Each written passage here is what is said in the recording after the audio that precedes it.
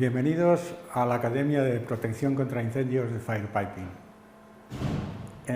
Vamos a comenzar la grabación de una serie de vídeos en los cuales os vamos a presentar los rociadores. Vamos a hablar de ellos y vamos a comentaros sus características generales. Después de las características generales veremos su clasificación en función de sus aplicaciones.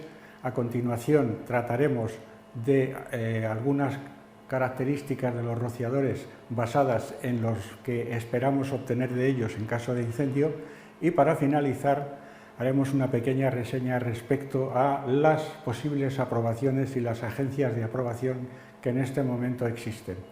Esperemos que esto sea útil y os despedimos hasta el final del vídeo.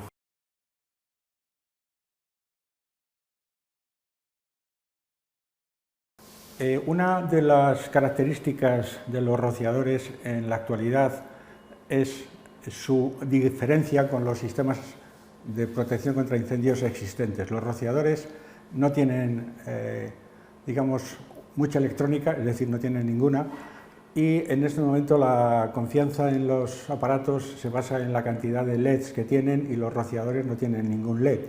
Así que tenemos que, digamos, valorar su funcionamiento en función de su actuación.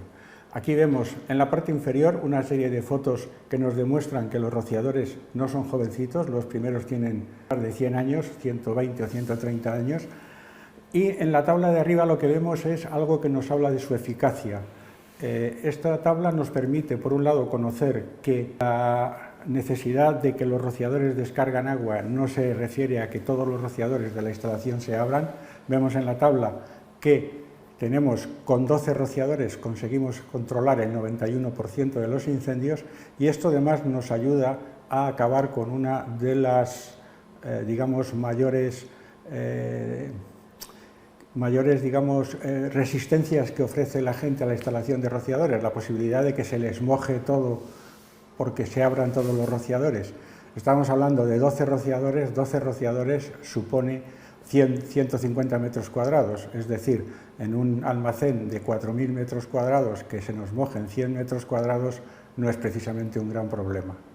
Identificación de los rociadores. Los rociadores tienen una matrícula que los identifica para que podamos saber quién es el fabricante y cuáles son sus características. Esta característica se llama número de identificación, o en sus siglas en inglés SIN, y nos identifica las características principales de los rociadores, incluso nos indica quién es su fabricante. Vemos, por ejemplo, en el rociador de la izquierda que el rociador tiene la marca TY7151, quiere decir que es un rociador fabricado por Tyco.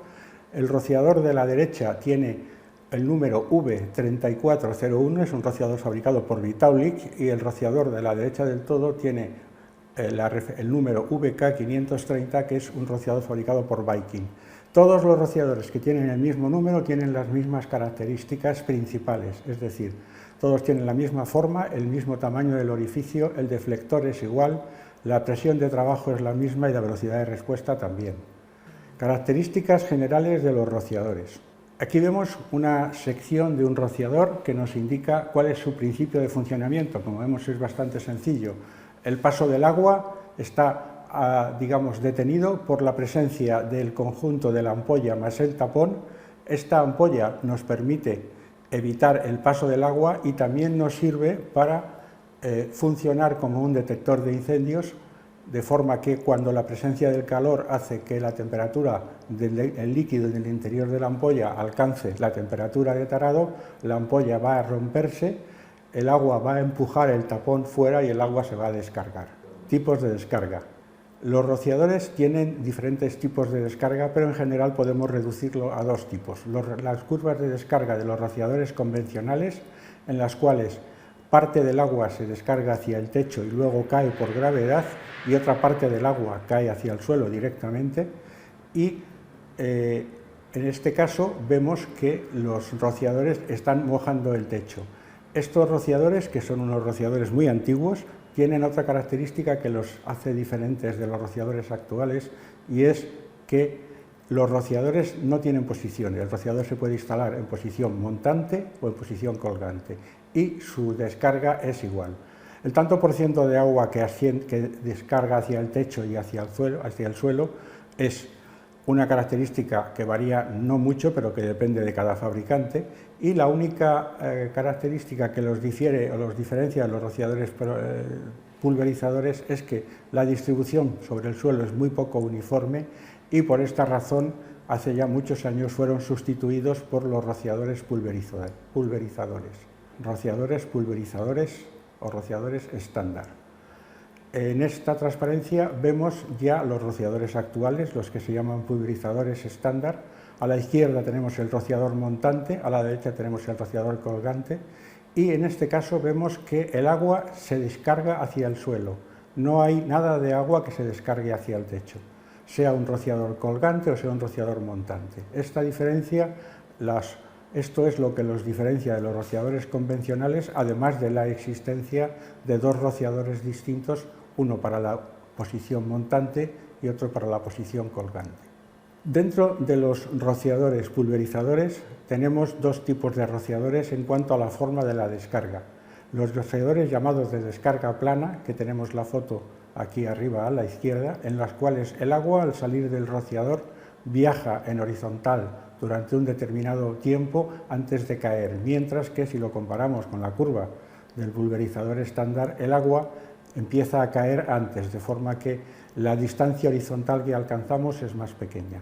Esta forma de la descarga nos permite utilizar los rociadores de descarga plana en aquellas aplicaciones en las que necesitamos evitar determinados obstáculos, de forma que su uso es bastante común en rociadores en estanterías y en instalaciones en falso techo. Factor K del rociador. El caudal de los rociadores, es decir, la cantidad de agua que son capaces de descargar, depende de una característica de ellos, que es el diámetro del orificio. Para el diámetro del orificio lo que utilizamos es una constante, que es el factor K, que nos relaciona el caudal que es capaz de descargar el rociador con la presión a la cual el rociador está trabajando. Es una fórmula bastante utilizada, bueno, quizá es la primera fórmula que se utiliza en las instalaciones de rociadores en su diseño, en las cuales en función del factor K podemos determinar la presión para calcular el caudal que tenemos que descargar, o podemos ver la presión a la que tenemos que trabajar en función del caudal que necesitamos y el factor K. En fin, podemos utilizar cualquiera de las variables para calcular, dos variables para calcular la tercera. Este factor K es una constante de los rociadores que vamos a ver en la tabla siguiente. En esta tabla vemos los diferentes factores K en los dos sistemas de unidades que se manejan normalmente. En la fila de arriba tenemos el factor K en unidades imperiales, el sistema imperial, que es el sistema que se utiliza, por ejemplo, en Estados Unidos, en el cual las presiones se miden en libras por pulgada cuadrada, o PSI, y los caudales en galones. Tenemos los factores, por ejemplo, 5,6, 8, 11,2. 11,2 quiere decir que este rociador es capaz de descargar 11,2 galones por minuto a una presión de un PSI, aplicando la fórmula que hemos visto en la transparencia anterior. Eso equivale en el sistema métrico a 160 litros por minuto a una presión de 1 bar. En la línea inferior vemos las equivalencias respecto al factor base, que es el base del rociador de K5,6 o K80, se considera que es el 100% y vemos que disponemos de rociadores que son capaces hasta de descargar 6 veces lo que el rociador base es capaz de descargar. En la fotografía inferior vemos cómo se relaciona el factor K con el tamaño del orificio. A la izquierda vemos un rociador con un factor K pequeño y a la derecha vemos un rociador con un factor K grande. Podemos tener desde K57 a la izquierda, pues posiblemente a la derecha tengamos un rociador de K360, K322 aproximadamente.